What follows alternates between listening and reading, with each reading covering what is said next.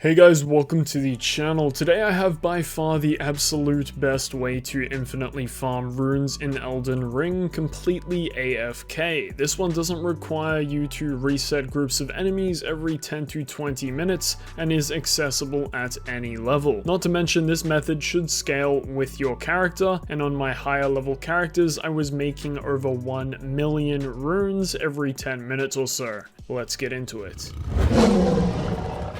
Now, just before I get into the method, I want to remind you guys to use group passwords. Using Idicus in all lowercase means that whenever someone else with this group password kills a boss, you will receive a 5% rune buff. Definitely worth it if you didn't know. Now, this AFK method won't be the best forever. The more that people know about it, the harder it will be to pull it off. I'll explain in a second. Now, I found out about this from Daddy Molina. I'll link his social down below. Now, first off, you want to come to the first step, right where you started the game. When you spawn in, you want to turn around and head towards the cliff.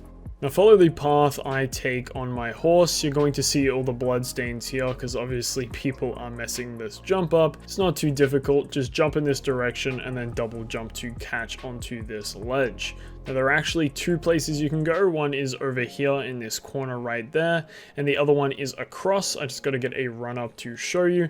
Right over here, there we go, thank God I made it. And you could go around here and use this corner right here. So when you choose whichever one you want to use, this one is probably my favorite of the two. You're going to go and turn on your multiplayer by using the fur calling finger remedy. Now I usually use that to summon other people. All that does now is let you use the Taunter's Tongue, which will lure in invaders. If you don't have that, you just need to kill the invader in the round table hold.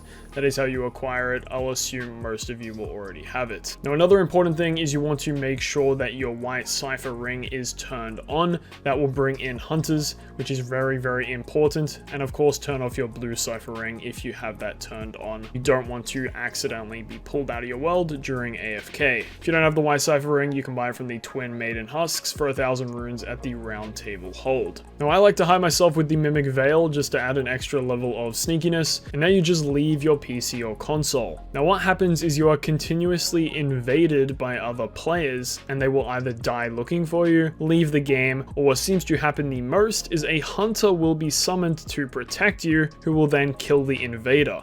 Now if the hunter fails and is killed themselves, a new hunter is often summoned right after, and the invader is killed off and you receive the runes. Now I do believe the runes you receive will scale with your level. At lower levels you will receive upwards of 10,000 runes every time. My character was receiving hundreds of thousands each invader death being over level 200, and then my other character at level 380 in New Game Plus was receiving over 1 million runes every time an invader lost, meaning I made over 10 million runes in only half an hour. Now if you don't care for AFK and just want to know how I managed to get a character up to level 380, I'll post another video with that method in the next couple days, so stay tuned for that. Now at higher levels, players have access to some better weapons and some creative abilities, and they may be able to get to you. If you are killed, you respawn at the site of grace and the multiplayer is disabled. This means you can't permanently lose your runes as you can't die twice, so just go grab them and you're all good to go. Now if you are a higher level where players are figuring out how to get to you,